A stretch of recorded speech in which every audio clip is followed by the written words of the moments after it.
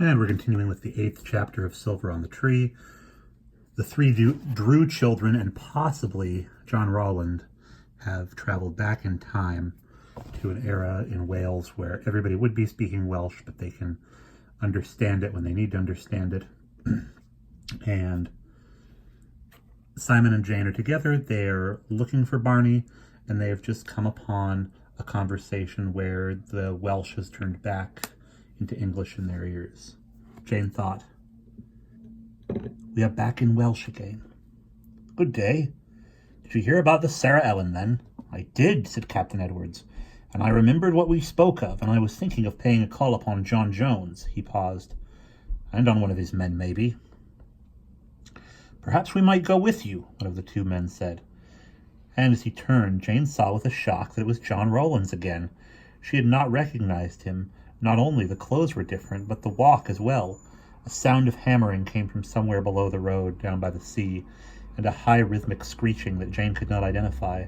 At a cautious distance, she and Simon followed the three men to the edge of the road where it overlooked a flat yard just above the high tide mark. The shipyard was surprisingly simple. A couple of sheds with next to them a curious box-like structure, leaking threads of steam. It was perhaps 2 feet high and wide, but very, very long, dozens of feet long, and attached to it by a pipe was a big metal boiler.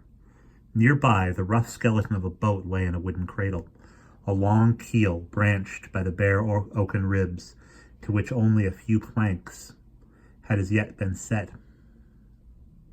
Huge balks of timber, the yellowish-white color of pine, lay piled on the ground, and beside them gaped a long, deep pit, deeper than the height of a man, where sawyers cut the wood into planks. Jane stared, fascinated.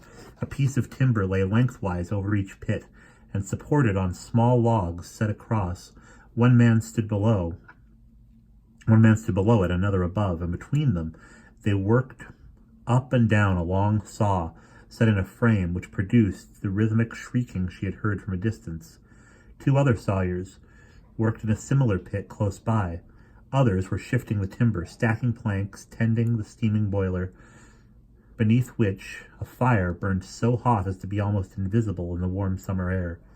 A boy looked up and saw the 3 sailors, and gave a kind of salute. He ran to the sawyer, working on top of one of the pits, shouting to be heard over the rasp of the saw. "Captain Humphrey Edwards, and Captain Ian Morgan it is, and Captain Evan Rowlands up aloft there." The sawyer signaled to his partner, stilling the long blade before it came down again for the next cut. He stared up, Jane peeping over the side of the rough rock-edged road, saw a pudgy face topped by astonishingly bright red hair. The man was scowling, with no sign of friendship or welcome. "John Jones has gone to the wharf," the red-haired man called. "To see to a shipment of pine just come in." He bent down again dismissively.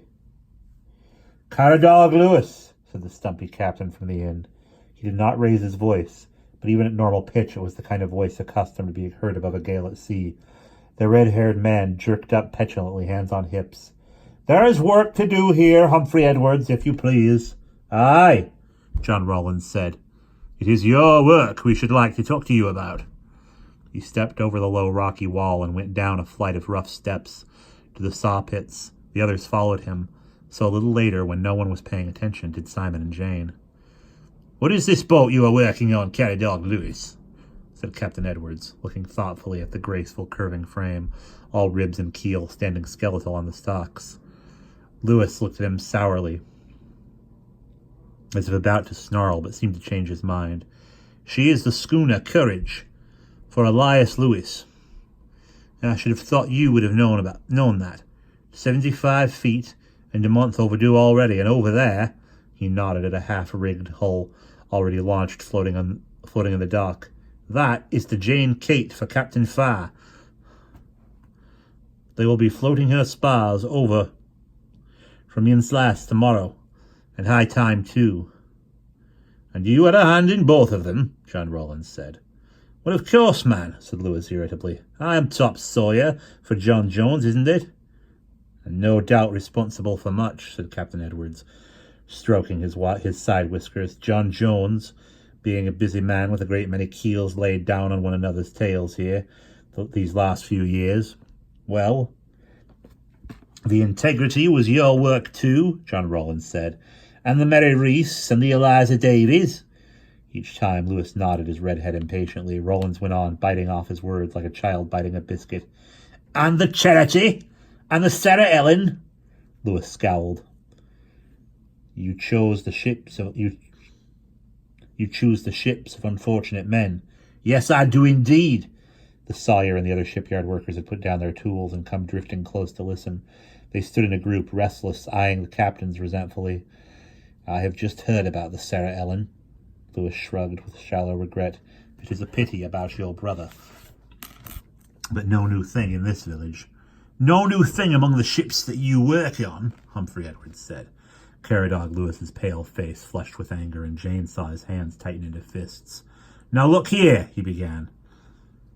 "You look here to us, Caradog Lewis," said the third man, who had not yet spoken since they entered the yard.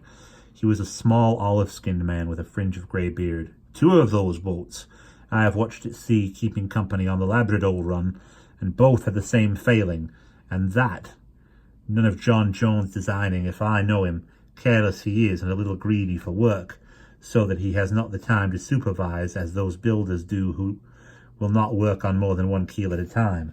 But it is not his doing for a boat to dig in her stern and founder in a following sea. That is the work of a man every time giving more length at the stern than there should be, and more than a few times letting planks go by that were steamed too quick and had cracks beginning." A rumble of anger came from the listening workers. The red-haired man was wet at the mouth with rage. He could scarcely speak. "Prove it, Ian Morgan," he hissed.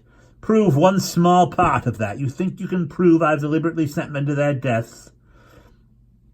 "There may be some way to prove it," John Rollins said, his voice grim and deep. "For true it is, without a doubt. There is more in you than you show. We have been wondering a long time, we three, and now this loss of the Sarah Helen is too much. And we are sure." "Sure of what?"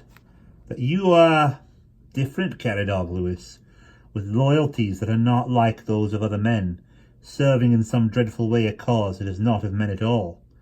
The words had such cold conviction in them that the men near Caradog Lewis shrank unconsciously away from him a little, and Lewis sensed it and yielded at them in sudden fury, so that they dived back at the nearest piece of work. But there was no fury in the way Caradog Lewis looked then at John Rollins. There was instead an icy, arrogant hatred that made Jane shiver, because she had seen it before in a man dedicated to working the will of the dark. Lewis, with his pasty face and his raw red hair, did not seem to be totally a creature of the dark. But he was the more frightening as a result. Such malice, living without apparent reason in an ordinary man, was something Jane could hardly bear to contemplate. She could sense anger rising in him like steam in a near-boiling kettle. Lewis came slowly toward the three men, clear of his saw-pit. He said tightly, "I am a man as you are, Evan Rollins, and I will show you that I am."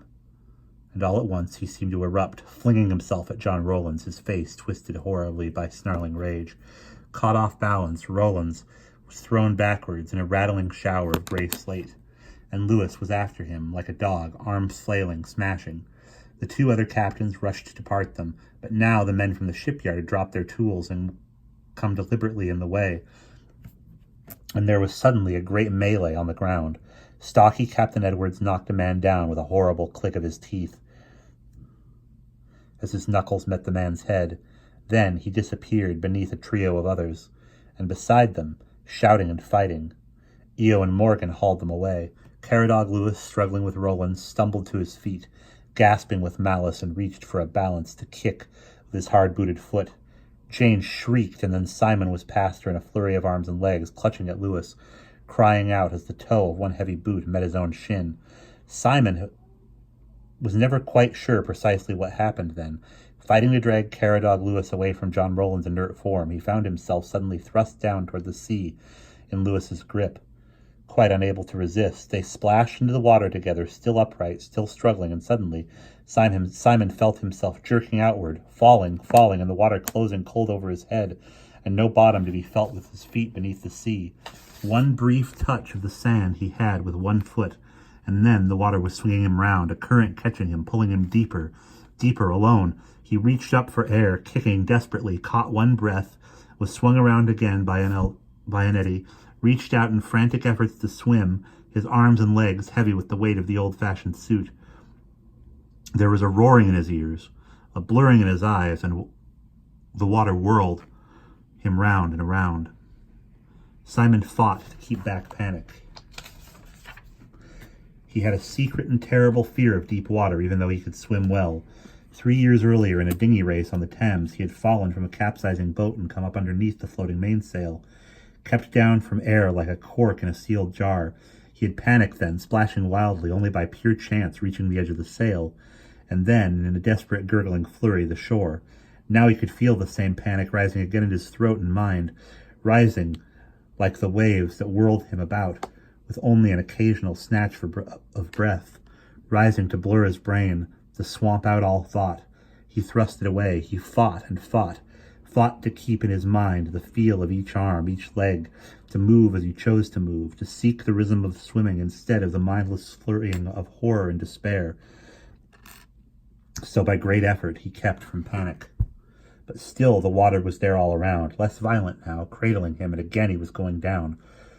Water pressed in on him. It was in his ears and his eyes and his nose. Now it seemed not frightening, but lulling, mothering, as if it were not, after all, alien, but his own element. It weakened him, gently, as if he quite naturally breathed water like a fish, gentle, all-enveloping, relaxing, like the feeling of the moment before falling gradually asleep. Someone seized Simon from behind in a fierce grip, 2 strong hands on his shoulders, pushing him upward and out into the bright air. Light cut into his eyes. Water bit the back of his throat. He gasped, retching, choking.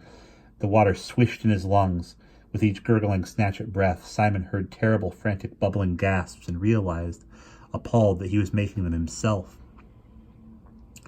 Then there was solid sand beneath his feet. The swimmer released him.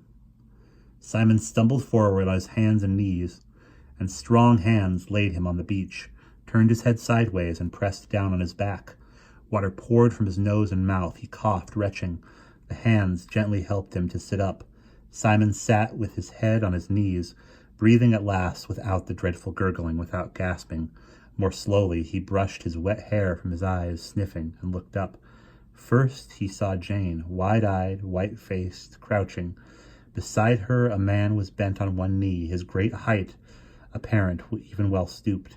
His dark clothes dripped water. The face, frowning in concern into Simon's, was angular and craggy, dark eyes shadowed in deep sockets, bristling white eyebrows, dripping water down the sides of the beak-like nose. The thick white hair, gray with wetness, lay in a tangle of loops and horns all over his head. Simon said in a high, weak, husky voice that was not his own, "Oh, Gummery!" And Will paused there.